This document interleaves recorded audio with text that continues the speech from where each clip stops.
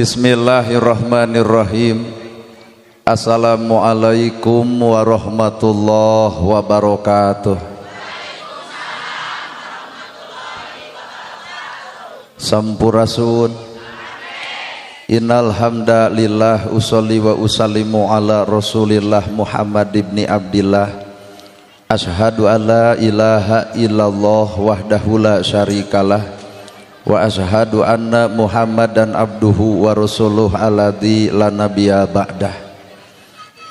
Bismillah nu jadi sekar pangiring catur sangkan jadi panggugah rasa nu jadi sarining kolbu tarate hate malati ati dibubuh ku alhamdu nu jadi panundung rambu nu pajajat dina angen nyapukeun ria jeung sum'ah nu pasolengkrah dina manah nyingkahkeun rasa calutak minculak nalaktak istren panastren dudupak sareng rurumpak iri dengki nu kumaki dina ati sanubari dipiri kedua kalimat syahadat lir janji sumpah hamolanca linci luncat mulang udar tina tali gadang cidra tina subaya morek ngijing sila bengkok sinembah sejahusu nuturkeun galur ti rasul nincak lacak aturan Allah subhanahu wa ta'ala. Puji kagungan Gusti nu maha suci anu hayatna abadi Allah Rabbul Ijati. Puja kagungan nu maha kawasa nu nyiptakeun alam dunia sarta eusina manusia nibankeun ka urang sadaya agama nu sampurna tur palipurna nyatana al-Islam nu ku urang dipika cinta. Runtuy syukur anu masyhur kagungan Allah Rabbun Ghafur nu maha ngatur di handap miwah di luhur mikanyaah ka jalma jujur sarta nyarek hirup takabur. Sholawat kali salamna Allah mugi ngocor ngucur malah ngecer kajungjunan urang sadaya suri tauladan nu tauladeun figura figuru nu wajib ditutur mewah ditiru nyatana Kangjeng Nabi Muhammad sallallahu alaihi wasallam.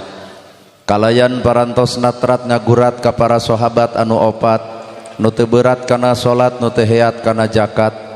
ka para tabiin tabiah nu keukeuh pageuh nyekel sunnah ka para kulawargana nu anceg panceg istiqomah imana teu ungut ku kalinduan teu gedag ku kaanginan teu luntur ku kahujanan caduleeh ku kapanasan. Para asatidah qori-qoriah mubalik mubaligo hormateun sim kuring guruwaneun pikeun sim kuring ais pangampih pupuh lembur kades kadus RW RT BPD lebe tur LPMD ibu mewah bapak sadaya nu lenggah linggih dina ieu patempatan kalayan hempak merbayaksa rekep dengdeng papak sarua ulah sok ngabeda-beda. Lamun jalma udur leos ka rumah sakit tandana hayang cager, lamun anu tani tandana hayang hasil, lamun anu dagang tandana hayang untung, ari ibu pangaosan hayang naon. Bisi hayang panggih jeung urang cek ibu pangaosan teh hayang menang ilmu geratanya dari dia ge teu kurang bab ilmu mah para ustad seueur kiai naker ilmu mah aya di dia ge ngan anu jadi masalah geratanyakeun naon fungsina ilmu maka jawabanana al ilmu nur ari ilmu teh cahaya. Nu jadi pertanyaan lamun urang geus boga ilmu nah geus jadi oncor keur hirup urang jawabanana acan kabehanana ge baroga ilmu tahajud tapi naha unggal peuting hees wae kabeh ge baroga ilmu sedekah tapi naha yatim miskin diantep wae kabeh ge arapal ilmu jeung dulur kudu akur jeung tatangga tong pasea tapi bandungan naha ajengan ge gurger wae. Berarti ilmu teh can jadi oncor boro-boro ngoncoran batur hampura ngoncoran awak sorangan ge cantang tu bisa. Ibu ge pan apal ilmu yen surga teh aya di salaki ibu kudu patuh ka salaki dangdan eukeur salaki tapi naha duit leutik jamotrot wae. Paingan atuh paingan mata nu ngaran ilmu teh engke heulaanan ditarima batur. Sabab nu ngaran ilmu teh boro-boro mah ku batur ku awak ibu ge geus ditolak ku awak sim kuring geus ditolak matak ilmu teh boro-boro mah ku batur dipigawe teh ku urang ge sakapeung ilmu teh hampura karek samet bibirna can katempo dina gawena bener. Saha atuh jalma nu bakal menang ilmu lain jalma nu sakola luhur. Beta saeutik sakola luhur tapi ilmu eueuh nepi ka teu becus punten-punten acan. Nah ari kolot baheula sakola teu pati luhur ukur tamatan SD tapi mana nu kudu dihargaan saluhureun nepi ka lentong punten kalangkung ta eta ilmu mah. Saha atuh nu bakal menang ilmu hiji we jalma anu geus siap wadahna. Ari wadahna ilmu, wadah segala rupa wadah adalah hate. Hate kotor hampura moal menang boga ilmu, malahan hate kotor mah ngarah kadang-kadang ngabaning-baning eta ilmu sehingga muncul diri asa aing pangboga ilmuna. Rada yang ngahulang da meureun ditapakuran wadahna ilmu keur mah hirup bodo katamah saban geureuh ka batur. Catat ku ibu, keur mah bodo saban geureuh ka batur, maka ilmu moal nyampeurkeun ka jelema nu kotor hate. Bodo wae loba nganyerikeun batur, komo pinter moal teu ngaleyak batur. Hiji tah hatena. Kunaon urang hirup teu beunghar-beunghar? Boa-boa nu bermasalah adalah hatena. Keur mah hirup sangsara katamah batur beunghar dituding nyegik. Batur beunghar deh moal teu meunang nuyul. Berarti hate kotor, paingan harta teu nyampeurkeun ka jelema nu kotor hate, keur sangsara wae ngaledek batur komo beunghar moal teu sombong ku kabeungharan. Bener. Termasuk urusan hate nu kudu ku urang diomean lain rarai ibu. Dararai ibu mah bakal keuna ku kolot. Nu kudu diperjelas jeung nu kudu diomean mah tah eusina hate.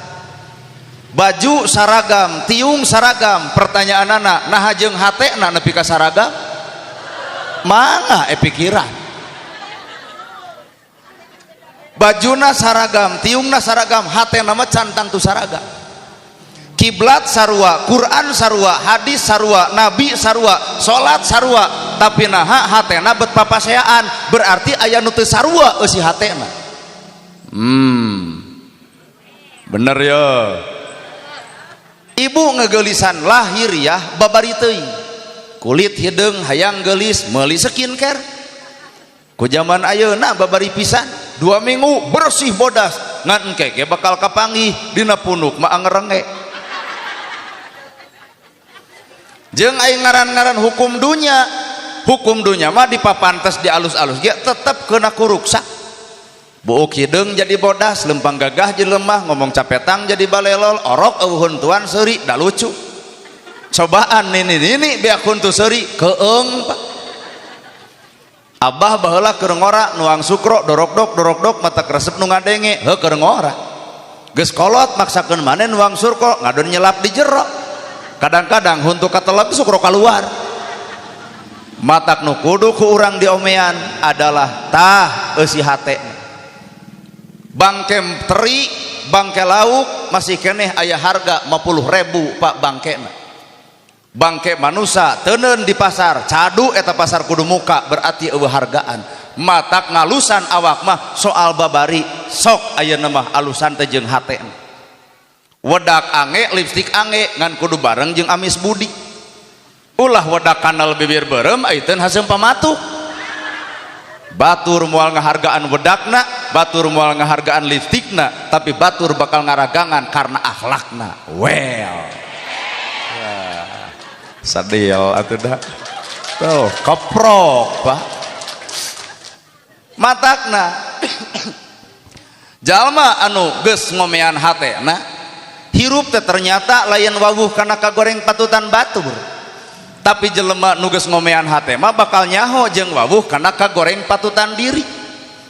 Sehingga disebut al-mukarram hoream, disebut ustad kiai ajengan teu sararudi teuing. Naha sabab jalma nu bersih hate lain apal gelar tapi nyaho gawe.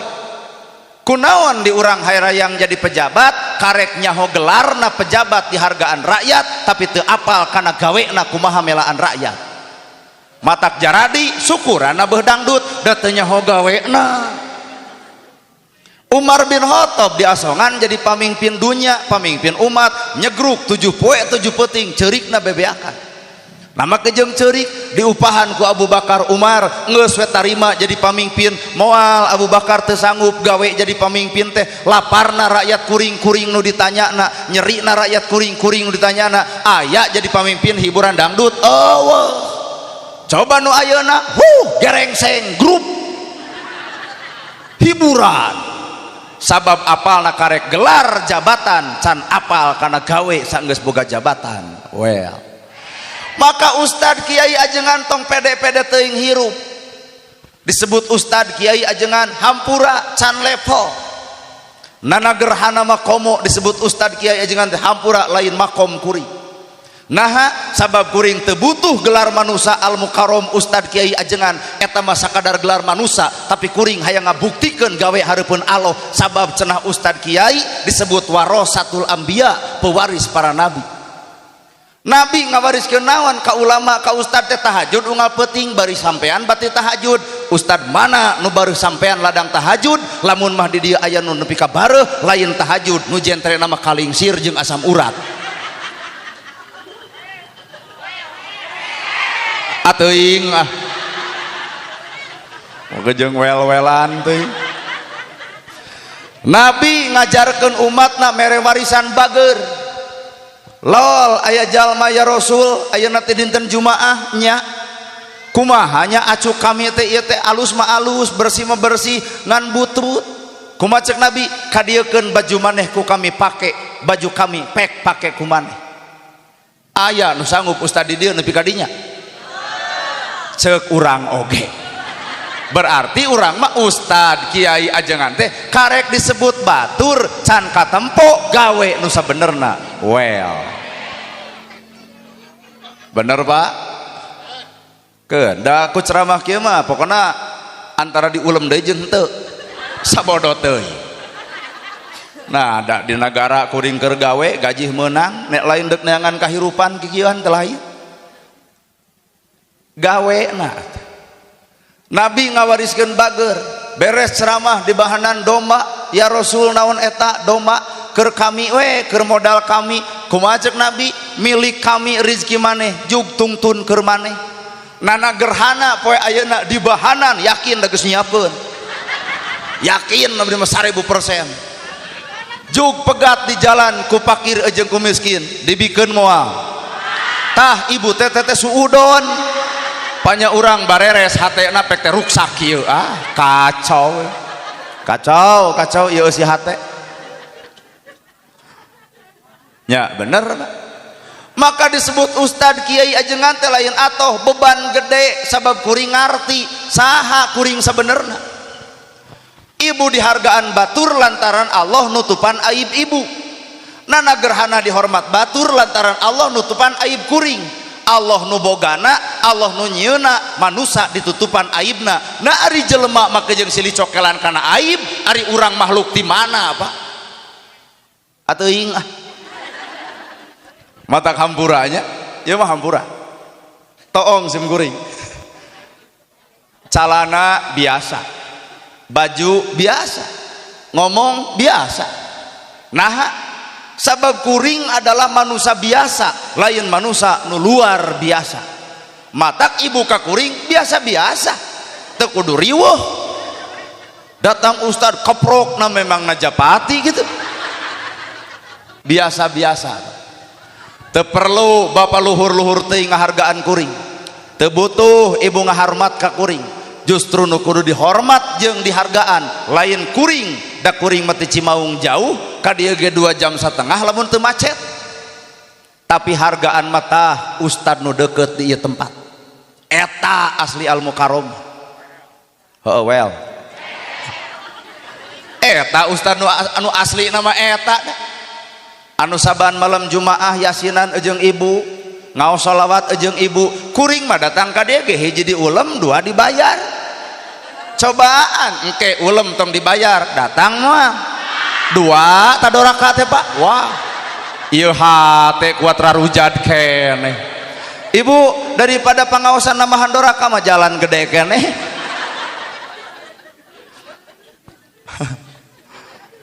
nya bener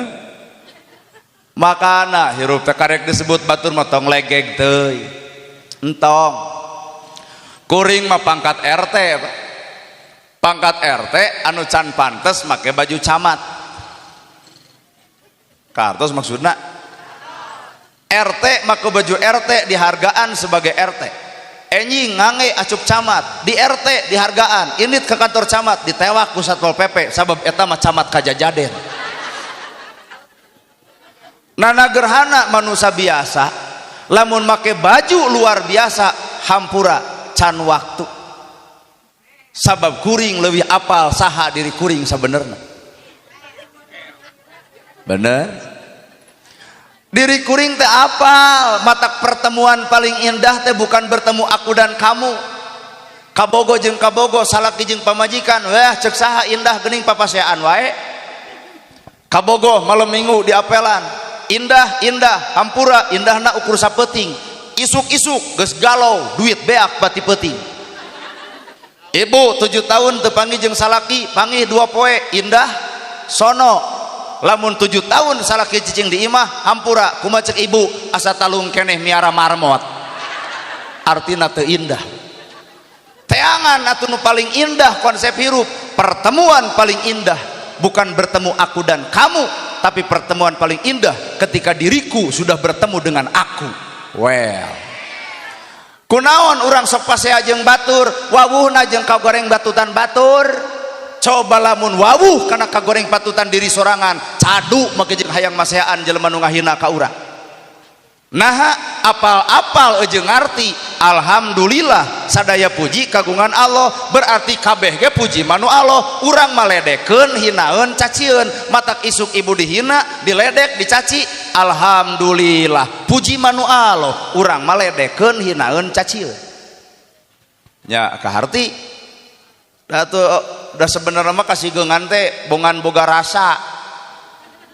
ibu dangdan sekebok make up dipake blush on ongkoh disipat komo terus blush on di dieu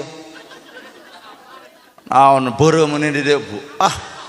oh ditanya kata kuang hias anu ngange nu kitu tirus kakara alus aya nu kemu make nu kitu mah jiga rek betu atuh kudu ngarti kana alat perdangdanan lamun anu tirus ngange blush on sae kemu make blush on hampura Pak comomom jika menang nengelan geus dangdan ibu setekar kebok masang kaca enteng gutak-gitak hareupeun kaca jorojoy aya sifat rasa aing teh geuning geulis turun ti imah beletak budak tetangga yai eta bongot deuk di kumaha eta budak mangga rek di kumaha eta budak di baledog belah dia rek di kumaha eta budak di udag belah dia deuk dicarekan kunaon budak pira kadar nyebutkeun ieu eta beungeut ibu amek artina ibu ngarasa kahina kunaon ibu ngarasa kahina panyakit ibu bongan diri ngarasa geulis bapak init ka masjid ngarasa diri jadi ahli masjid beletuk aya nu ngomongkeun si eta mah haji ge tara ka masjid da moal tujuk diontrog atuh gagabah sia teh saha nu ngomong tara ka masjid teh nu adan jeung koma teh saha aing teteh kunaon bapak kasigeung bongan panyakit aya di bapak bongan diri ngarasa diri pang ahlina dina masjid well maka iblis teu sanggupkeun ibu ngajadikeun jelema jahat maka iblis bakal neangan cara supaya ibu jadi jelema ria dina ibadah sarua dorakana aduh matak ayeuna ieu pangaosan yo ulah boga rasa maneh pahala cantang tuh nu teu datang ka dieu geus sidik meunang pahala nyangu masak salaki datang cek salaki naha teu ngaos hiji teu acan gaduh widi ulah kaluar ti imah tanpa izin ti salaki bener tuh ayeuna ieu nya cek urang oge aruih we dua ayeuna mah Pak wios da ngaos mah bapak ge tiasa urang tuang we da mage teu acan neda nyamal parantos masak parantos cekul barang dahar nungguan salat asar lalajo TV ngadongeng ibadah pamajikan ka salakina nu paling paur ieu ti tadi nyangu acan masak acan ayeuna salaki keur pepelengkingan dina kursi keur pepelengkingan dina kursi nungguan ibu gera mulang datang ke asar cek salaki ti mana lila teuing hoda nana gerhanana telat hiji tak dosa ngomongkeun urang anu kadua cing atuh hek nyangu heula dek indit-inditan teh ibu sensitif sok soleh naon maneh nyare kana pangaosan murtad beleguk der pasea maka hampura cek kuring oge ibadah itu lain kata ong cangkangna ibadah lain kata boge lemrengna tapi ibadah gumantung tina eusi hatena bener maca Quran alus bareng jeung hate nu alus maka geus maca Quran bakal katempo akhlak nu alus maca Quran alus hatena kotor maka teu saeutik kajadian geus maca Quran so aing asa pangqur'ana berarti sumberna hate tahajud alus bareng jeung hate nu alus maka beres tahajud bakal katempo tawado hirup ladang tahajud tahajud alus hatena kotor memeh tahajud ge geus rapang dina Facebook OTW tahajud hiji ngeus tahajud heuheuayan hayang ditanya ku batur kunaon jika nu tunuh maneh mah teu apalnya tahajud teu eureun-eureun nu kieu paka kotoran hate teh matak sumber kahirupan tina segala sumber tadi saur pangatur laku pangjajab acara ilmu moal nepi keur jelema nu hatena rungsing jelas bener atra pertela komo lamun jelema hatena geus ngarasa boga ku ilmu ngadenge ceramah kieu hate bakal malang eah-eahan ceramah kitu maka jeung ngulem nana gerhana aing ge bisa atuna halain ku babatok sia maka jeung nitah urang teh bawa kana alam hakikat manusia hakikat nama kosong teu walakaya teu boga naon-naon boro-boro ilmu boro-boro harta boro-boro banda nyawa bapak lain nu bapak nyawa ibu lain nu ibu nyawa kuring ge lain nu kuring lillahi ta'ala anu Allah sagala-galana well bener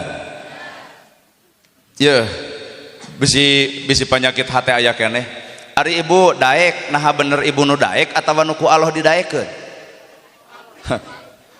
ari bapak getol ke masjid teh naha bener bapak getolna atawa ku Allah digetolkeun tah sok rada ngahulang sok mangga ngarah leungit rasa ari ibu bager kabatur teh naha bener ibu nu bager atawa ku Allah dibagerkeun berarti ibu teu boga naon-naon makana amal sagala rupa tong diaku kabehanana ge lillahi ta'ala ti Allah jeung keur Allah lain urang nanu alus lain urang nanu hebat lain urang nanu pinter lain sabenerna la ilaha illallah naon makna la ilaha illallah teu aya di pangeran angin Allah teu aya nu ngajadikeun angin Allah teu aya nu ngabisakeun angin Allah teu aya nu ngadaekeun angin Allah teu aya nu ngabeungharkeun angin Allah teu aya nu sagala-galana angin Allah teu aya nu minterkeun angin Allah kabeh ti Allah ari urang deuk ngaku naon bener watak paling sadil da lamun ka jelema geus pangajian asa aing pangdaekna teh nepi ka ngomongkeun batur nu tara teh si eta mah deukeut-deuketnya ku atara pangaosan manehna ge bari karek ayeuna berarti geus boga sifat rasa maneh daek Pak aduh pokona mah ceramah kieu mah hampura kabeh ka kajebrod mangga da ieu mah urusan hate lain urusan awak urusan awak mah ibu babari teuing urusan hate nu hese bener Quran maca Quran alus hate alus kalakuan ge alus maca Quran alus hate kotor wah teu saeutik jelema sombong asa aing pangqur'ana well atuh di mana letak ilmu teh cicingna cicing ilmu teh ternyata cicingna ilmu teh dina tilu rupa komo dibawa nepi ka dinya Pak hampura lamun bapak ngarasa lemah kuring ngarasa lemah ilmu teh ternyata dina tilu rupa qalbi qauli fi'li bareng nu tukang ngapungkul Pemerintahan jelas kolbi kauli fi'li kolbi tah ilmu teh didinya kolbi hate kauli ucapan fi'li pagawean jujur nu datang di dieu ilmuna karek dina biwir can katempo dina gawena kaasupna nagerhana bener eta ilmuna kuat aralus dina bibir mah mana gawena tahajud tahajud bu tahajud toong jelema nu ngomong tahajud hees biwir alus pagawean leungit leungit harga hareupeun Allah sodakoh sodakoh ibu sodakohnya yang sodakoh teh mah rezeki nu geus aya ngulem rezeki nu can aya tong keung sangsara lantaran sodakoh si Haji Mayung mah sugan mah apakah dirina sodakoh nana gerhana ge hampura poe ieu ngomongkeun sodakoh hakikatna kuring lain sodakoh ngadudut ladang sodakoh saha nu bakal sodakoh Pak Haji nu rek umroh engke tepan rek balik teh geuning sok nyampeurkeun punten cenah ieu mah sodakohna eudeuh ditampa butuh berarti kuring oge ilmu teh karek samet bibir can katempo dina gawe bawa kakangjeng Nabi Muhammad jungjunan urang sararea Nabi ridho imahna butut Nabi ridho nahan lapar Nabi ridho hirup cicing dina kaayaan si miskin padahal Nabi teh beunghar mana bukti beungharna satahun kurban 60 onta pang beungharna di darah ieu saha nu wani kurban nepi ka 60 sapi mangga dek ngaku jelema pang beunghar teh mana heh aral atuh da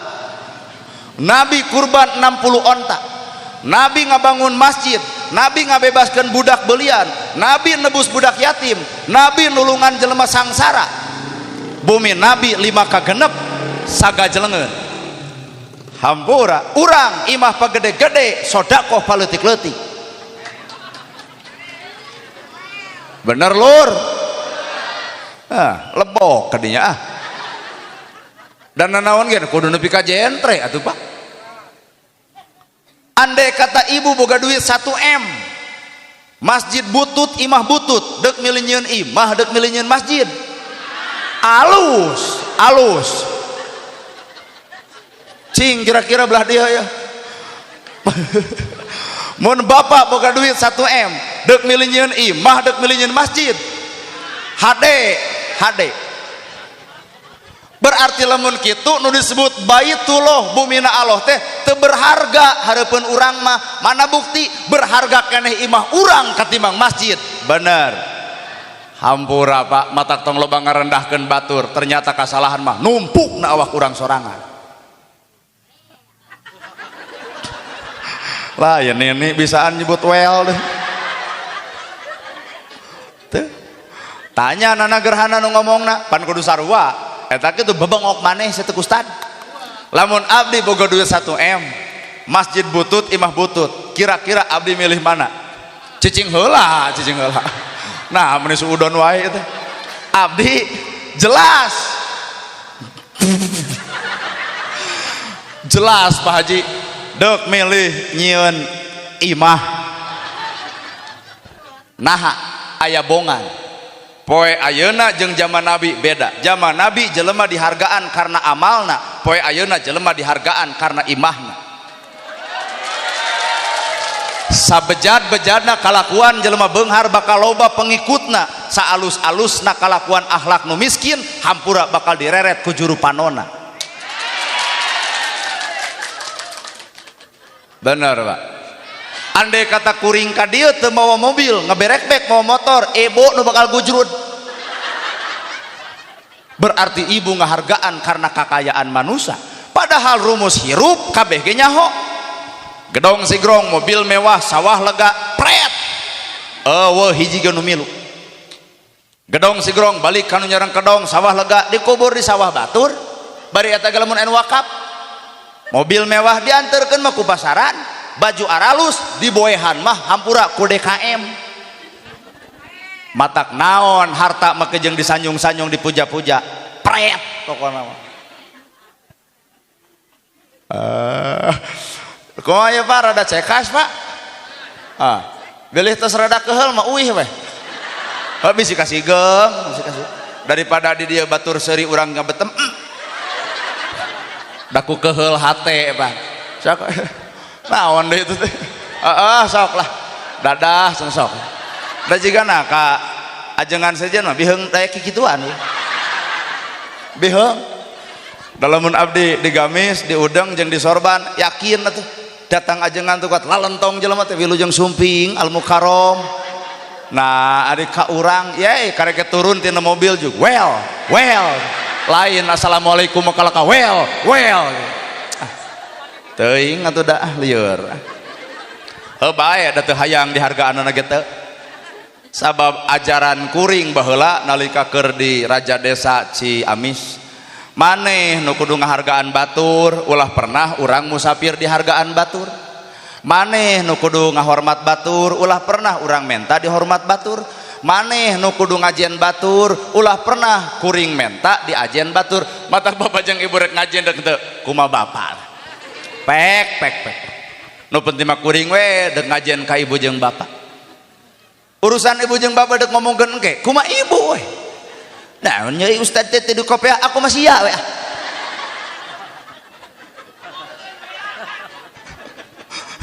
bener kan nah ya konsep hati mah jelema mah lain cicing di dunia lain konsep hati mah jelema mah lain cicing di dunia cicing ya cicing bisi rada bapak lieur wayahna ulah loba ngicep kudu kieu we konsep jalma lain cicing di dunia mah kena kututup umur 60, 70, 80 tapi akhirat sanang-nang moal pernah aya tutupna bener Pak ibu dihina diledek dicaci dimaki mangsa bodong kege eureun geus paeh si itu nepi ka kangen ibu kana ledekan si itu hek jarah kitu ka kuburanana aduh maneh mah kejeung maut urang teh sono hayang diledek ku sia gitu bapak dihina diragrageun darajat diledek dicaci tenang sapanjang dunya mah aya tutupna tapi lamun Allah ngahinakeun bapak di akhirat demi Allah moal pernah aya tutupna matak ibu dihina diledek dicaci dimaki sapanjang dunya mah ngahewat lah naha sabab Allah geus nawaran ibu dihina diledek dicaci dimaki asal syarat tong ngalawan di akhirat ibu mulia lantaran hinaan batur ibu mulia lantaran ledekan batur ibu mulia lantaran fitnahan batur well daya mah ceramah demi Allah kena kabeh oge nya da ka ciri atuh karareunana teh eta ka ciri ungeuk-ungeukkanana teuing tunduh ketang angulan lalajoan mah buah buruk nu buruk tong dipetik nu buruk tong diala nu buruk tong ditaekan nu buruk maragrag sorangan bapak dihina diledek diragrageun darajat ku batur tenang Pak tenang tong kapancing emosi engke ge eureun sorangan saperti buah buruk murag sorangan nu ngahina nu ngaledek anu nyaci engke ge eureun sorangan geuning si itu teu eureun ngomongkeun urang sing sabar pan ibu hayang mulyana di akhirat teh ku kasabaran ibu matak semakin lama ibu dihina semakin sabar diri ibu semakin mulia di alam akhirat alain amin bisa henteu oi kitu mah kasalaki wae geuning karek diledek saeutik ge juga ngakar salaki keur cicing we kieu ibu gigireun cek salaki teh mah di tempat mah pangambung sagede leunca nah da kuat ngagantawang atuh komo sia gitu kira-kira geus teu boboh mah pulangkeun ka imah aing daripada ngaledek ka aing nyebutkeun irung sagede leunca hek ngeunteng atuh dicabak oh heueuh we geuning bapaknya karek dihina sakitu wae kumaha bahasa ulama munta nabi 1000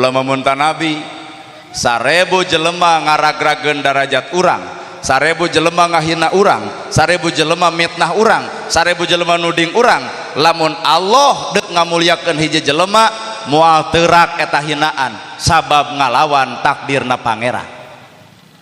kahartos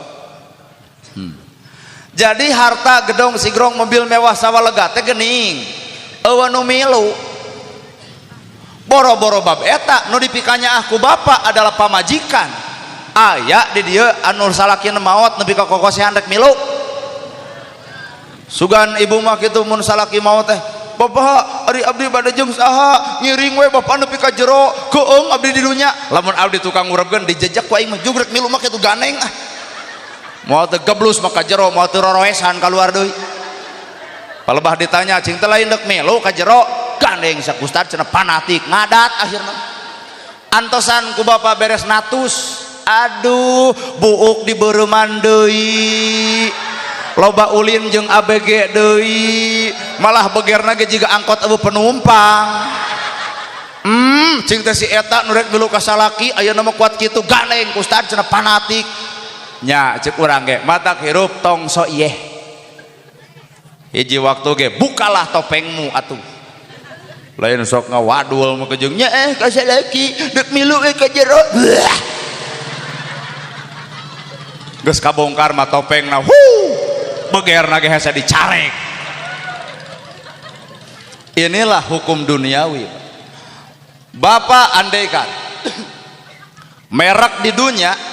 lamun umur 50 tahun menangkeun nu 20 tahun merek di dunia saha nu teu kabita. Bapak 50 tahun pamajikan bapak 20 tahun kabeh bakal muji naon peletna nya euy nepi ka meunangkeun budak ngora hampura keur kuring mah moal bangga. Bapak nu bakal rugi ditungtungnakeun 50 naik 60 itu naik 30 70 itu naik 40 80 bapak geus sararempo itu keur jag-jag coba kauleman aduh salakina itu bagor kene leumpangna moal teu ngahwak boro hiji dua lamun bapak umur 50 tahun tanggung jawab ke pamajikan gedong sigrong mobil mewah sawalega pila boga bener mawat bapak ngarurugi diri itu umur 40 bakal neangan deui duda nu umur 42 bapak maot gedong ku batur sawah ku batur mobil ku batur lebok tarus sok balager jeung ABG teh tah aduh ulah hanya sebatas gaya cek duniawi sabab urang teh aya alam anu can kasorang nyatana ukhrawi matak lamun jalma nu sok ngahina batur si eta teu apaleun akhirat bakal kumaha dihinakeun ku Allah lantaran urang di dunya sok ngahinakeun manusia Allah wae nu nyieunna munian aib na ari manusia ngabongkar aib aing mah geuleuh atuh da pek tapakuran pikiran kadinya Allah wae nu nyieun ibu aib ibu arek dibongkar ibu sok nasaha ibu baheula keur ngora iyo bapak-bapak nasaha baheula bapak nuju keur anom yuswa 17 18 18 20 teh nah kararieu garatol gitu ka masjid ti baheula iyo geura aduh nasaha ibu bareta ayeuna di jilbab di gamis cobi ingat-ingat ka tukang bro sing ingat ibu ke umur 15 ingat ibu umur 17 ingat ibu umur 20 saha ieu teh anu bobogohan pas sarung-sarung keur lalajo calung teh saha tah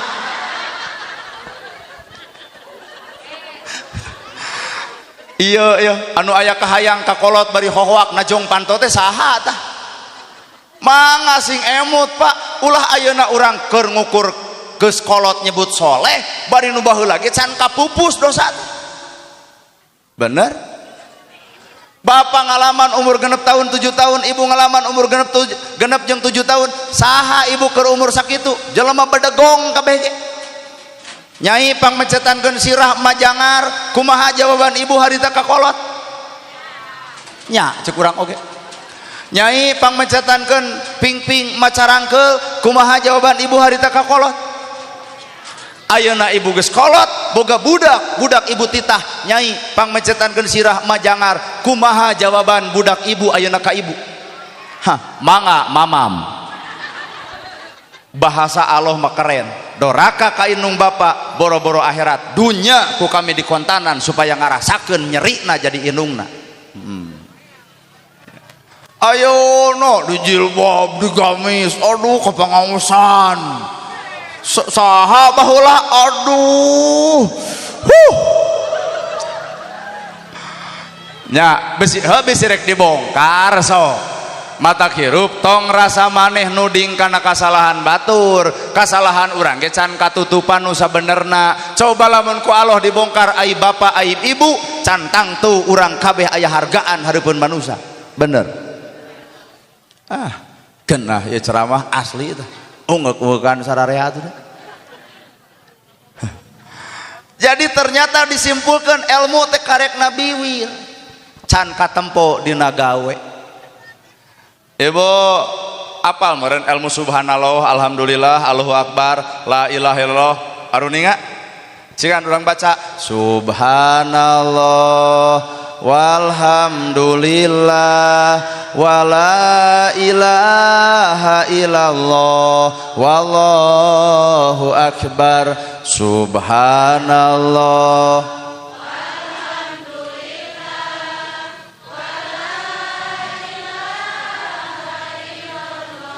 wallahu akbar subhanallah alhamdulillah Allahu akbar la ilaha illallah berarti sadayana jalmi tiasa katempo teu gawena entong batur ieu mah awak urang sanggeus nyaritakeun subhanallah aya pigaweun geus maca subhanallah aya subhanallah teh disunahkeunana mah maha suci Gusti Allah pagaweanana adalah bersihan kokotor hate da bibir geus ngomong subhanallah maka hate kotor tong dikukut lamun teu bisa kitu subhanallah dina lamai tapi hate kotor dikukut pan Allah teh nyieun pelajaran kadongdong ge alus luarna ngan remet eusina kalayar beurit ge euceus beureum pika bitaeun karobos di dahar mah geuning racun nana gerhana ceramah sarupa kieu tong waka kabita ku ceramah kuring lamun ibu can nempo akhlak kuring bener. Jadi subhanallah teh ieu kudu dibawa kana gawe hate sirik pidik istren panastren dudupak rurumpak teu kaupan cegukan panas baranan tong aya da urang mah geus ngomong subhanallah maha suci Gusti Allah kalayan boga niat hate deuk ngabersihan panyakit hate ulah subhanallah dibaca batur nyeun gedong nyeri hulu subhanallah dibaca batur init umrah pupujian ulah subhanallah dibaca batur meuli sawah ratug angen ulah subhanallah dibaca batur maju hirup si eta ngabudah ulah subhanallah dibaca batur milih motor si eta pae berarti subhanallah samet lambei can katoong pagawean dina hate nya alhamdulillah bisa ibu teh salaki usaha harta boga kongkorong boga gelang aya budak sarakola gedong sigrong mobil mewah benernya alhamdulillahnya mana gawena lamun ibu gedong boga sawah lega harta aya cek ibu teh alhamdulillah tah wayahna geus bisa ngomongkeun alhamdulillah mah entong ngarep-ngarep hayang BLT lain ieu mah alhamdulillah dina lamai BLT teu kaberea teh RT dicarekan RW gelo RT edan cing teh kunaon batur meunang BLT aing henteu yai apan ibu teh boga sagala imah boga sawah lega kongkorong aya gelang aya alhamdulillah kurumuy RT mere BLT moal RT ieu teh ujian keur emak peperihun barang bere kaya ti miskin emak teh bisa gede atuh ieu aya hak nu emak pangmikeunkeun kanu miskin pangmikeunkeun kanu yatim ta eta teh gawena tina alhamdulillah aya eueuh syukur mata entong ngukur akhlak batur ge akhlak urang ge kudu kitu geus teu kaukur nyaan Pak oleh bapak-bapak demi Allah ditinggal tina raraina ungek ngarti sadar ongkoh Allahu akbar Allah nu maha agung tong diaku keagungan Allah ku urang da Allah nu maha agung berarti manusia mah teu boga hak ngagung-ngagung diri artina tawadoh hirup kudu bijil da Allah nu maha agung berarti sombong tong dikukut ieu mah nepi ka aduh nu sok disombongkeun teh harta bana jeung pangaboga boga kongkorong edeng-edeng ieu teh 40 gram ti salaki ladang ultah kumaha ceuk tatangga saha nu nanya nyeri karena jantung teh pingol tidak nepi ka dieu gigi brig dek ngulum pangaosan teh hayu ngaos asa teu kudu kitu-kitu teuing harta di kitu-kitu bener ngalawan iblis lain kudu maca Quran mang ngalawan iblis lain ku maca sholawat mang ngalawan iblis lain ku ka masjid mang ngalawan iblis lain ku ibadah mang lain iblis ahli ibadah iblis ahli Quran iblis ahli sholawat iblis ahli 80 ilmu nu ku Allah diturunkeun ka manusia iblis menguasai tapi naha iblis teu jadi kakasih Allah bongan iblis hiji teu bisaeun tawado nu aya ngadon sombong ku ka pangabogana tagening kapangih jadi ngalawan iblis mah lain ku maca Quran kunaon atuh ku tawado hirup bapak jeung iblis teh pinter iblis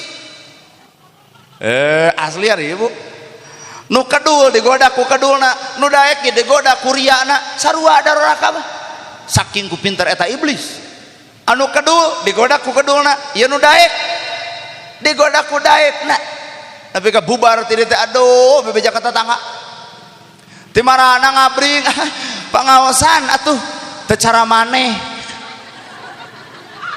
secara teu sadar geus kagoda ku daekna capek gawe teka nana gerhana ceramah lamun karena duit lebar gawe iya lamun kuring ceramah karena duit lebar gawe iya mah kuring mah murni we hayang ibadah ka Gusti Allah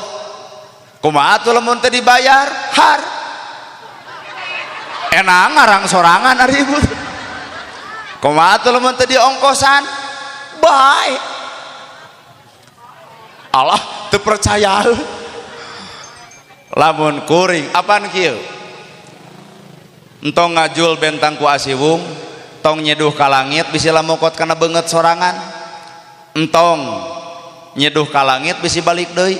tong ngajugjug nu jauh entong neang anu anggang korehkeun nu deukeut bae ti saha ti mana jeung saha ari bapak keur jeung saha kahirupan ayeuna ibu keur jeung saha kuring jeung saha barudak marawis keur jeung saha anu bade umroh keur jeung saha mana jawabanana keur jeung saha urang hirup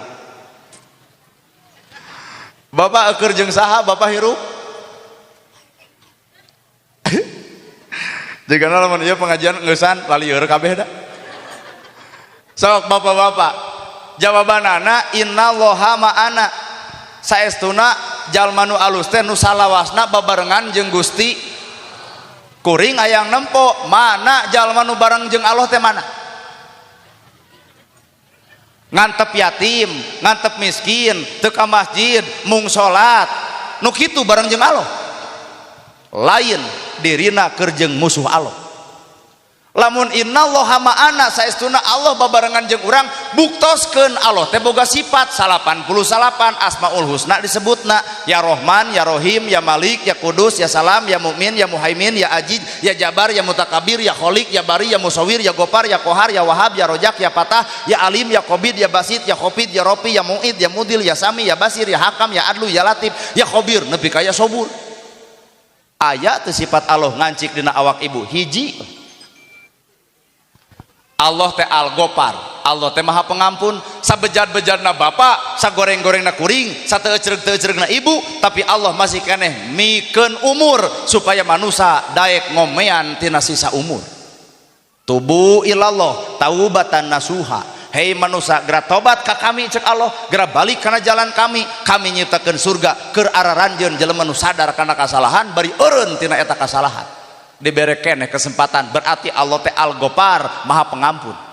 lamun ibu hayang kasipatan ku eta Allah Maha Pengampun maka manusia mah wajib asak hampura ka jelema nu geuleuh nu rujit nu cua nu ngewa sanggup insyaallah kuat mikung atuh Pak batur ngahina ngaledek nyaci maki mitnah ceuk hate boro-boro si eta datang ka imah dina henteu nage deuk dibebaskeun we dosa jeung dorakana ieulah jelema nu kaancikan ku sifat Allah Al-Ghafar kahartos ya Rahman ya Rahim Allah teh maha welas maha sagoreng-gorengna ibu masih keneh ku Allah diantep sisa umurna titah ngomean karena kahirupanana malaikat mah geus geregeteun pahayang nyabutan nyawa ibu-ibu keur ngomongkeun batur dudut gitu keur maksiat cebrod gitu tah keur jinah tungkapkeun alam dunya malaikat mah geregeteun tapi ku Allah mah ditahan ulah bisi aya kesempatan manehna keur ngomean hirupna inilah Rahman Rahim Allah tak ayeuna balikeun kana awak ibu lol budak tatangga dagang comro nongtot leho meuli moal la ilaha illallah budak tatangga dagang comro nongtot leho meuli moal nah make jeung moal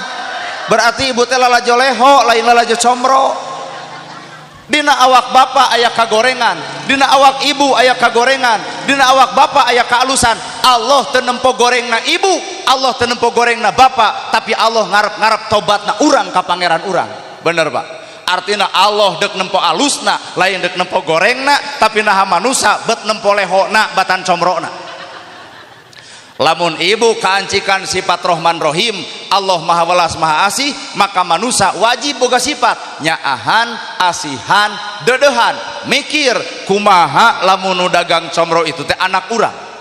kumaha lamun nu dagang comro itu teh dulur urang kumaha lamun anu dagang comro teh alo urang meureun diledek dihina jorojoy sifatnya ka dieu jang emak malain hayang comro ngan eta we kabita kupolo nepi hejo ngarah nu barang dahar ngahaja sabab urang acan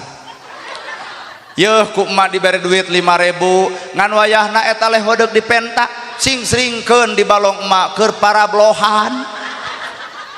sebreng-sebreng lehona leungit ku sifatnya ahna ibu kaeta budak jugjang ayeuna mah dagang deui comro payu comrona lantaran leungit lehona payu amal urang lantaran leungit kagorengan ku Allah dihampura tina kagorengan mata kaalusan teh keur mupus kagorengan paham dugi kadinya Pak inilah Rahman Rahim Allah matak bapak ulah wani-wani nyebut naraka ka batur situ menyawai hirup teh pinarakaeun nah bapak boga kitu tong sok kitu hareupeun Allah mah 1000 kagorengan bisa leungit ku hiji kaalusan catat hareupeun Allah mah 1000 kagorengan bisa leungit ku hiji kaalusan hareupeun manusia 1000 kaalusan leungit ku hiji kagorengan matak ibadah mah geus tong karna manusia kecewa tapi kudu karna Allah Ta'ala bade dibuktoskeun hareupeun manusia mah bah Pak 1000 kaalusan bisa leungit ku hiji kagorengan oke urang buka saha eta anu sok mempohokeun kaalusan teh ieu tah ulah bakal amak engke geus bukti bakal oh heueuh kitu tah siapa urang saksian saha anu sok mempohokeun kaalusan teh ieu tah bapak teh rumah tangga jeung pamajikan tihot hatani dagang jadi PNS karyawan pabrik segala rupa jadi imah page baju weuteuh dahar seubeuh 20 tahun ngarangkai rumah tangga nepi ka sok aya ulang tahun rumah tangga nu ka 20 oke cek ibu sugema jongjon atau boga salaki imah page baju weuteuh dahar seubeuh usaha jalan lancar rezeki bener atau oke bungah boga salaki gitu 1000 kebaikan tapi bisa leungit ku hiji kagorengan isuk bapak ngabonceng awewe beger jeung awewe sejen sapoe mangga ceuk urang oge tuh jejek cenah Pak well inilah hareupeun manusia 1000 kaalusan bisa leungit ku hiji kagorengan baheula salaki keur imah page baju weuteuh dar seubeuh can kapanggih goreng patuta salaki kumaha ceuk ibu aduh caroge abdi mah jujur beak ti karep coba geus kapanggih si gedebul baheula salaki keur nyaah ka ibu kumaha ngomongna moal aya deui nu jiga Arjuna iwal ti caroge abdi coba ayeuna ragrag talak panggih di uleman budak digiwing ka dieu jang tong ngadeuketan si Bagong bener matak menges bener tah dina salat usolli pardo duhri usolli pardo subhi usolli pardo maghribi bener aya tungtungna geuning lillahi ta'ala eta nu kudu dibawa dina hirup teh lillahi ta'ala aduh nya tadi mah rada amek Pak asa dituding pan geus kitu mah ngebekem maneh. Oke, geus heula nepi ka dinya tah urang asup kana bab umroh kuring moal nerangkeun syarat jeung rukun da matak ararindit geus arapaleun mana itu nu bade umrohna umroh haji Pak akang oh alhamdulillah bagja menang panggilan ti Allah Rabbul Alamin nya bagja doakeun ku ibu sing salamet lahir batin dunya akhirat malahan ibadah umrohna sing mabrur mahal ibu cantang tuh urang bisa mahal da jeung aya oge deui urang mah cantang tuh mikiran umroh deh mikiran beas we nya Mang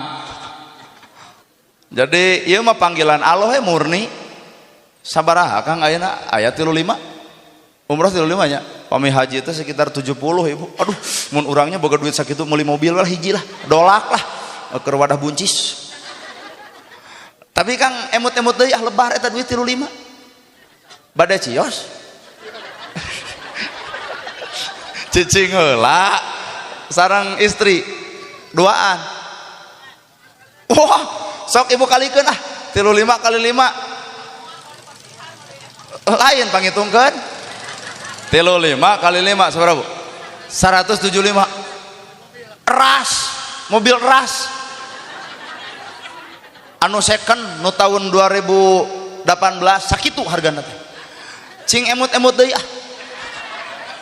tos kayeng gitu oke 175 juta ini ka Arab Saudi umroh ngaranna lebar lamun eta leungit sagala-galana hareupeun Allah lebar kana mobil teu nepi ibadah lain lebar matak syaratna ibadah bakal ditampa hiji kosongkeun hate bener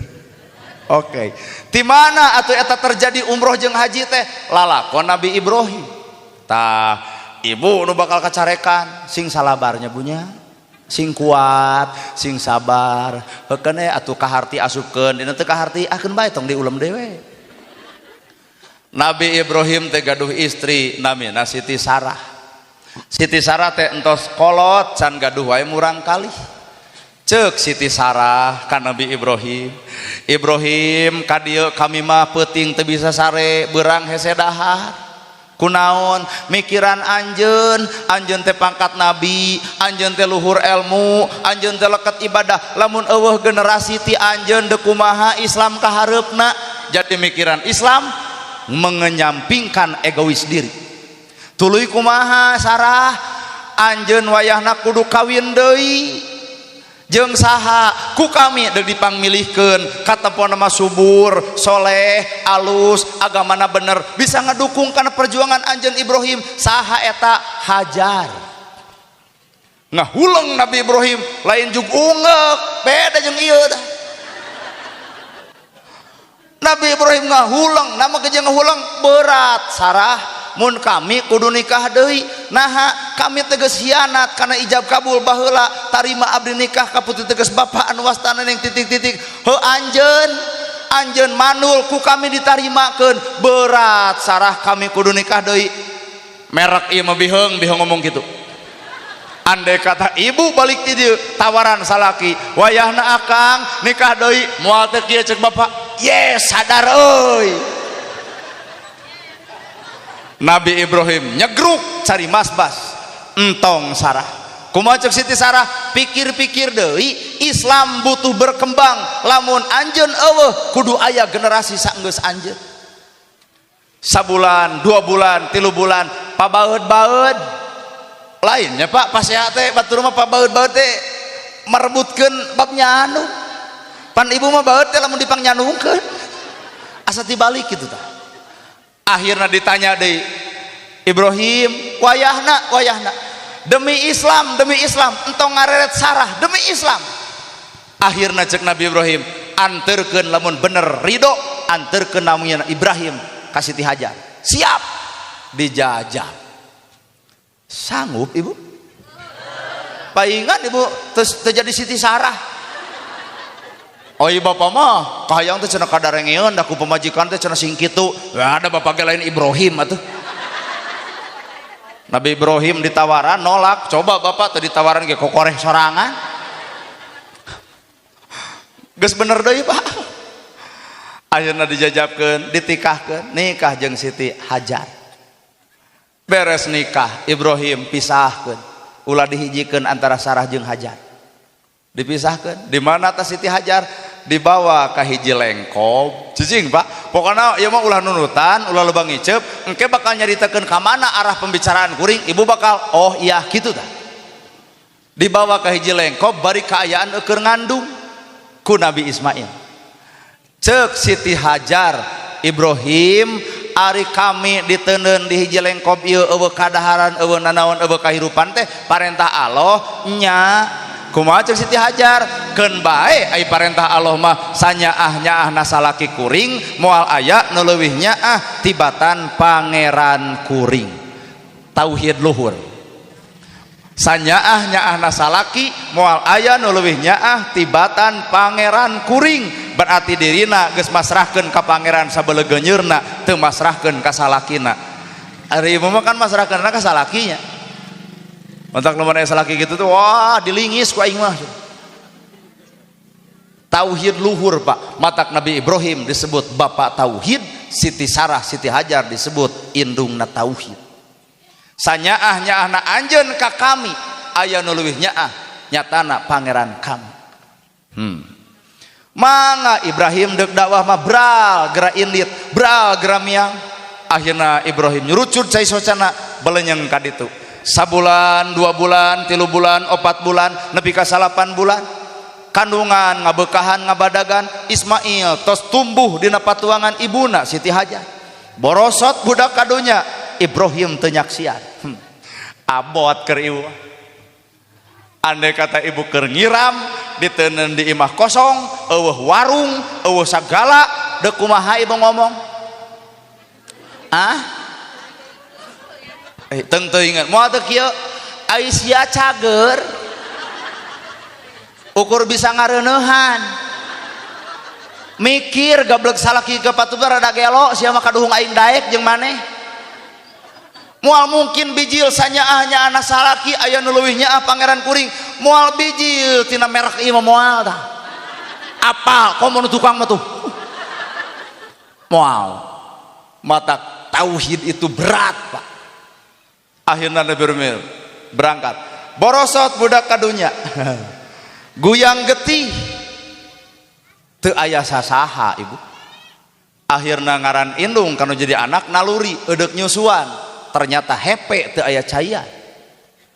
neangan katuangan kadahareun kukurilingan nepi ka 7 balikan maka akang init umroh bakal panggih jeung eta lengkob di ditu aya ibadah sa'i kukurilingan 7 balikan ti sopa nepi ka marwah itu hakikatna lalakon inung merjuangkeun nu ngaran anak goreng kacida salatna goreng kacida zakatna goreng kacida haji sababaraha kalina goreng kacida umrohna lamun inung nyurucut cai panon lantaran nyeri hate ku bebengok anakna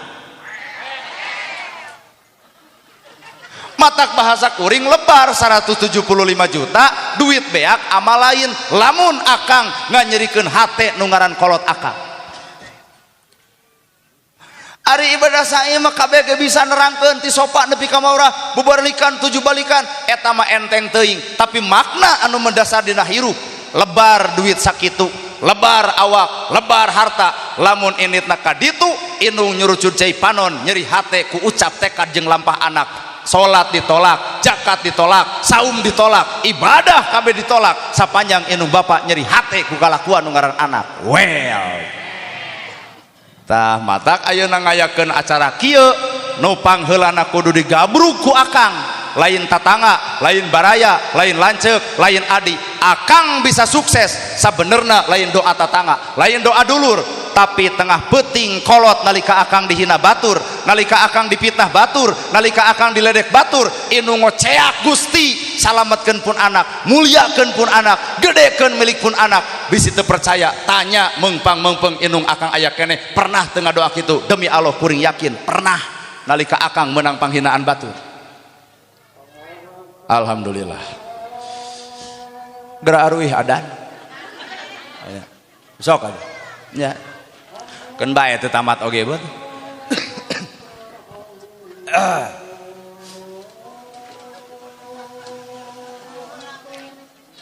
Allahu Akbar.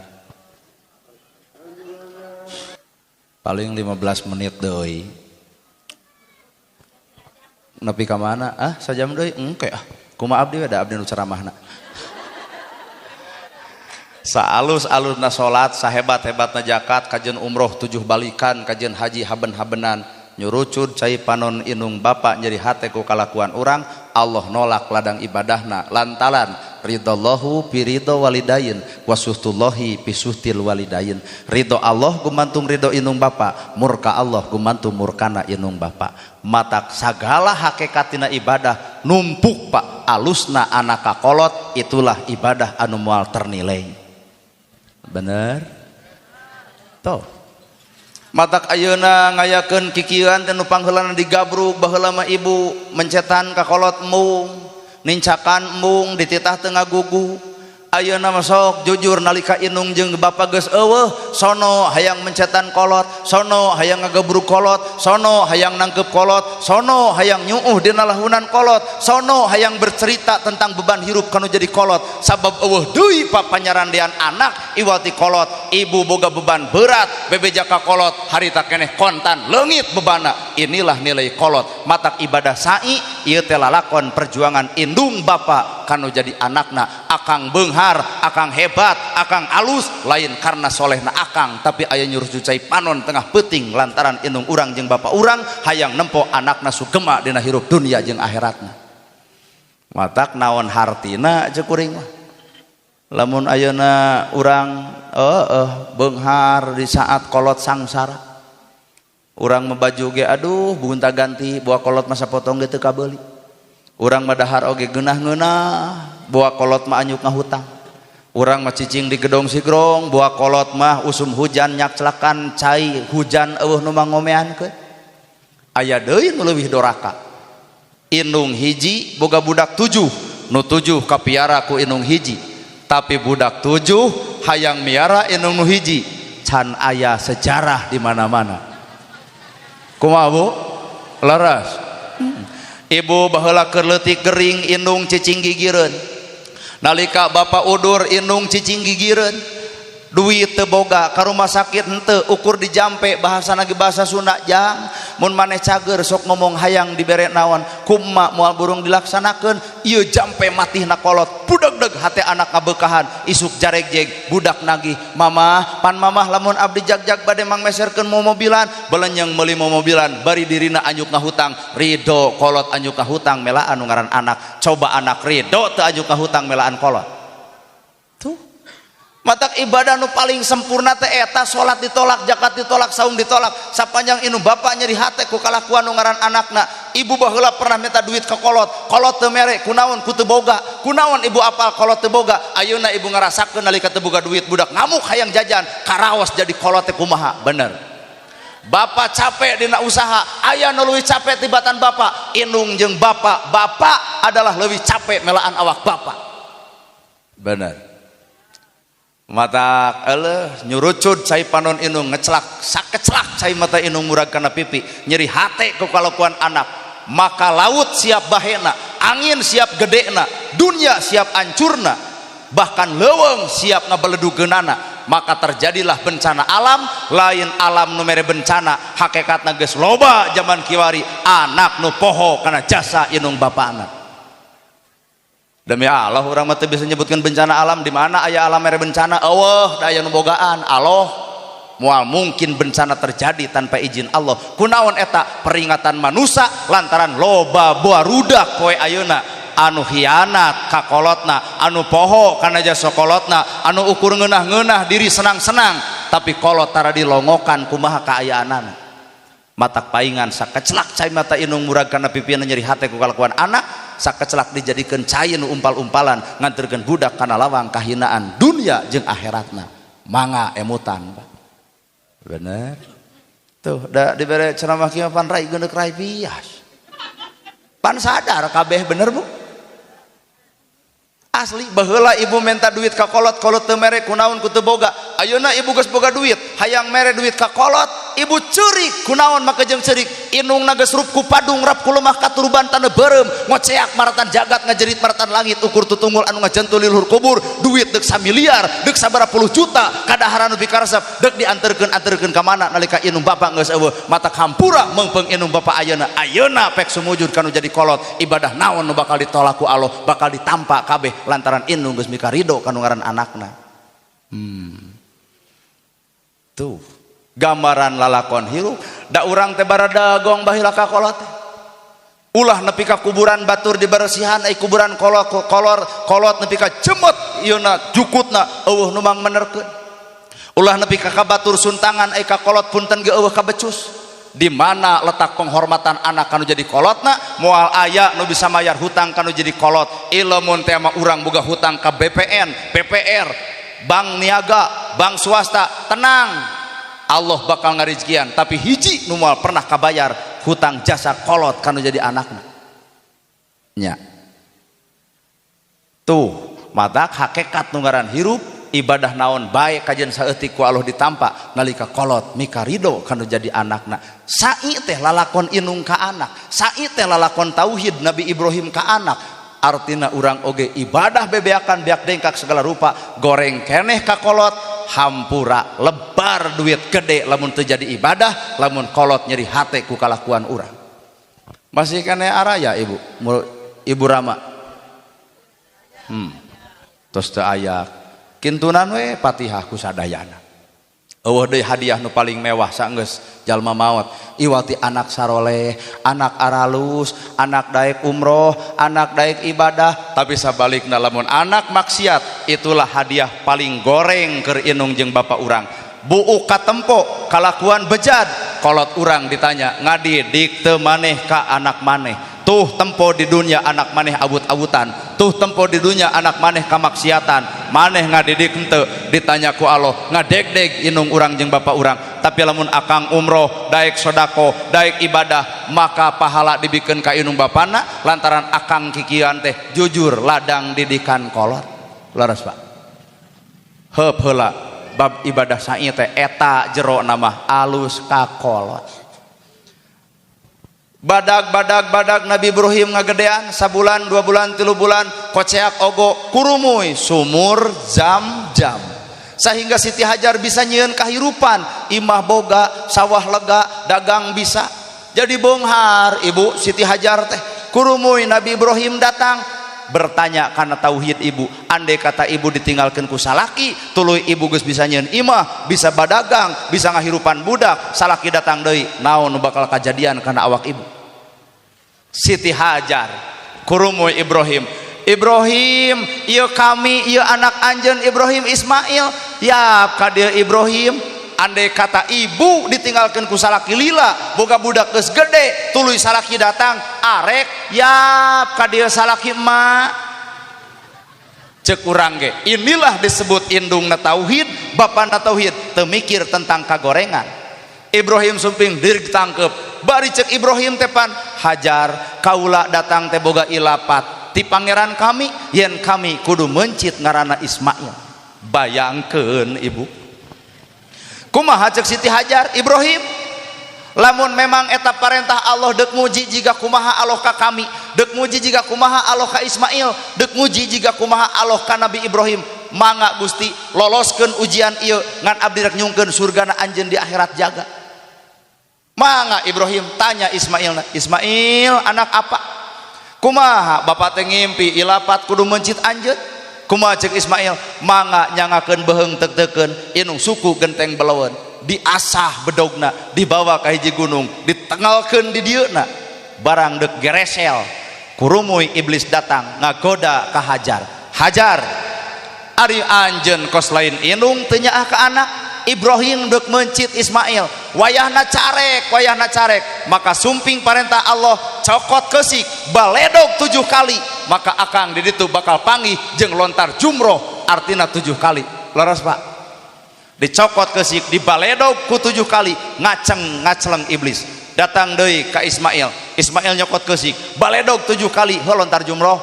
ngacleng iblis datang ka Ibrahim ku Ibrahim sarua dibaledog 7 kali akang init umroh bakal papangih jeung lontar jumroh Aqobah. Naon maknana? Maledog nafsu iblis. Lamun akang engke di ditu maledogan nafsu iblis, wayahna di Indonesia ge iblis kudu anger di baledog. Ulah aya di Arab iblis di baledog ku lontar jumroh, datang ke Indonesia iblis dikukut dina hate.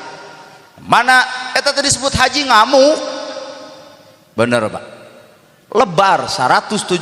juta mun indung nyeri, bapak nyeri ku kalakuan urang, Allah nolak ibadah sagala-gala lamun indung bapak nyeri hate. Kadua, lebar 175 juta duit badag Pak. Lamun terjadi nilai ibadah kunaon eta batal lantaran ria dina hate. Lontar jumroh Aqobah. Geus lah tong panjang da 3 deui teh Bu. Ngalamun ditamatkeun capek da ibu tita bu sabaraha di dia tuh, aduh watir bisi pas aja yang salakinya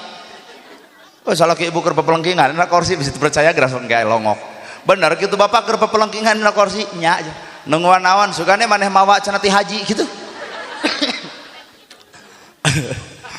dua we heula lah Pak kan udah meureun tadi aya nu ceramah tadi oh kantenan gitu kuring mah eta we nepikeun sai teh ternyata lalakuan perjuangan indung ka anak, lontar jumlah teh ternyata simbol maledoga nafsu iblis. Maka wayahna di ditu lea hate, datang ke Indonesia kudu anger lea hate, di ditu ngayakeun syukuran, di dieu ge wayahna ngayakeun syukuran seperti kieu. Ieu teh pun lanceuk bade nyungkeun dihapunten ka ibuna ka ramana kana tos teu aya. Heuh muga-muga we engke kintunan Al-Fatihah. Nu kadua deuk nyeun tadi hampura ka tatangga jeung ka baraya, bisi ucap tekad jeung lapahna, bisi ngaraheutan hate ibu bapa, bisi dina ucap jeung tekadna pernah ibu kasigeung, maka sok atuh ayeuna mah ku sararea urang sasalaman sareng anjeunna doakeun ku urang kabeh lahir batinna dunya akhiratna aya dina panampian Allah Subhanahu wa taala. Bade sasalamanana di dieu Pak nya mangga panuwe ku akang ti abdi sakitu nu kapihatur hapunten ibu da abdi mah gayana kieu carana kieu deuk disebut Ustad Pek deuk teu naon da abdi mah teu pati hayang ngan mudah-mudahan aya bahan tapakuraneun aya bahan talung tikaneun aya bahan tapakur tipikiraneun be dituna aya bahan omel jeung amalkeuneun saalus-alusna kuring nyaritakeun agama saalus-alusna ibu ngupingkeun agama nu alus mah jalma nu bisa ngamalkeun agama moga-moga nasib ibu jeung kuring teh sarua sing barisa ngamalkeun dina eta agama. Sakitu nu kapihatur bobo sapanon carang sapakan mugi agung cukup lumur jemar si hampurana paralun anu kasuhun meninggali anu dipamri hampura nu kateda luhur saur teu kaukur sabda nu teu kaungang-ungang sapuraning rahayu gapuraning indria lampana kasalamatan lawangna kabagjaan kembang senetik senebaran sari tutup lawang si gotaka. Aqulu qouli hadza wa astagfirullah li wa lakum wassalamu alaikum warahmatullahi wabarakatuh.